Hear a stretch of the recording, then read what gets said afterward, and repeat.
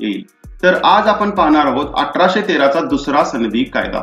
आता 1784च्या पीट्स कायद्यात असे सांगितले की परवाना देण्यात यावा ईस्ट इंडिया कंपनीला व्यापारासाठी, मात्र दर 20 वर्षाने त्याची फेर तपासणी करावी।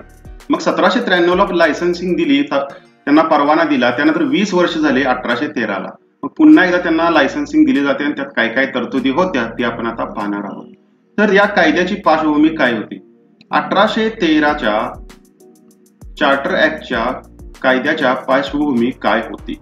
1784च्या पीट्स इंडिया कायद्यान्वये दर 20 वर्षांनी कंपनीच्या कारभाराची फेर तपासणी करून भारतातील व्यापारी मक्तेदारीची व राज्य कारभाराची नवी सनद दिली जावी असे सांगण्यात आलेले।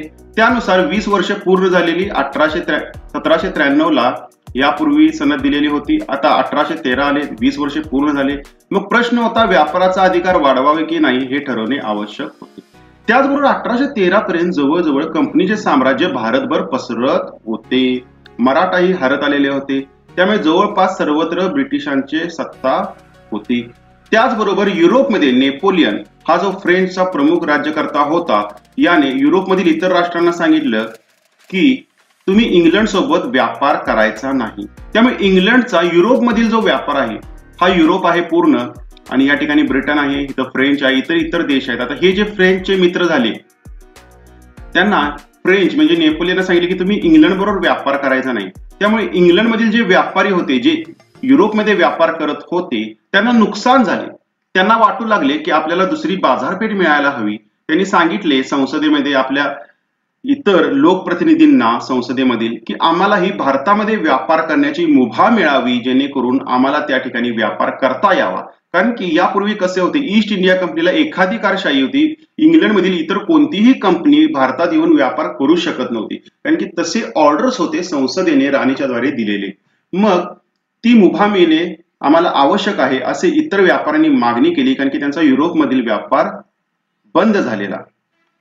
त्यामुळे इंग्लंडमधील इतर व्यापाऱ्यांनी ईस्ट इंडिया कंपनीची पूर्वेकडील व्यापाराची मक्तेदारी नष्ट करण्याची मागणी केली।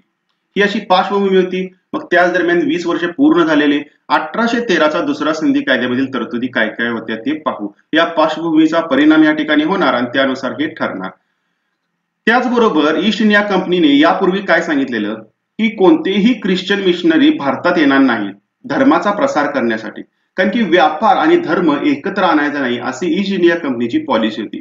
कारण की जर ख्रिश्चन मिशनरी भारतात आल्या तर त्यांच्या व्यापारावर परिणाम होण्याची शक्यता होती, तसेच इतर सामाजिक असंतोष पसरून बंडतेन होण्याची ही शक्यता ईस्ट इंडिया कंपनीला वाटत होती। त्यामुळे त्यांनी ख्रिश्चन मिशनऱ्यांना परवानगी दिलेली नव्हती।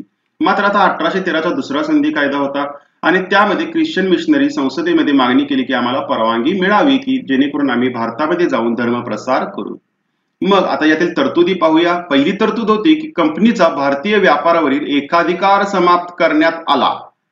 म्हणजे बघा, कंपनीचा जो भारतात व्यापार करत होतो, ईस्ट इंडिया कंपनीलाच फक्त परवानगी होती, तो व्यापार अधिकार एकाधिकार जो होता तो समाप्त करण्यात आला।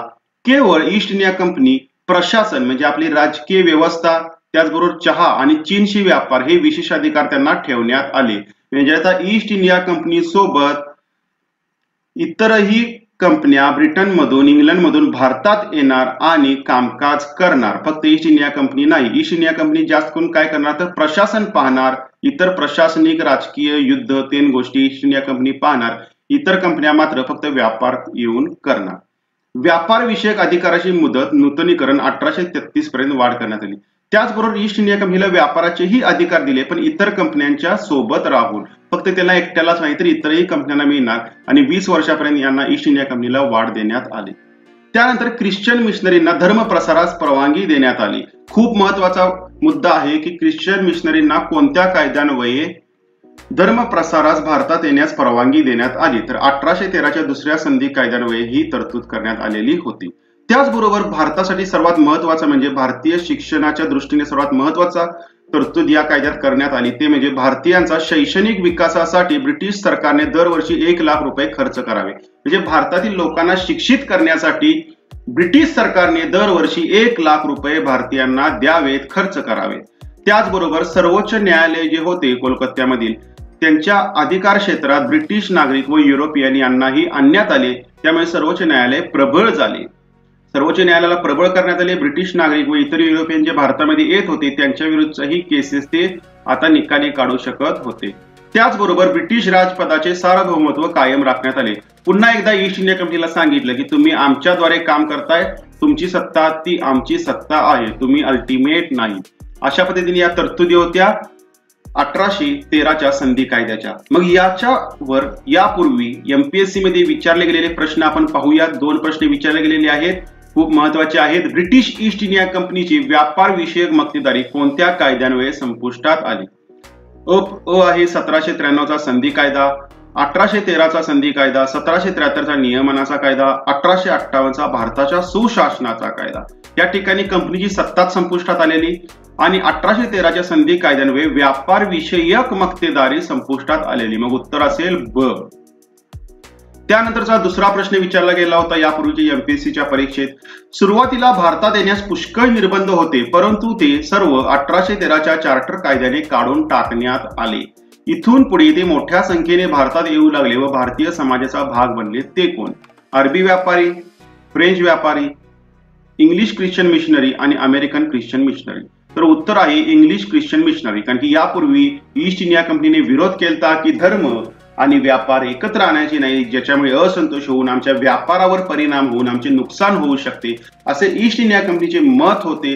मात्र इथून पुढे व्यापाराची त्यांची मक्तेदारी काढण्यात आली.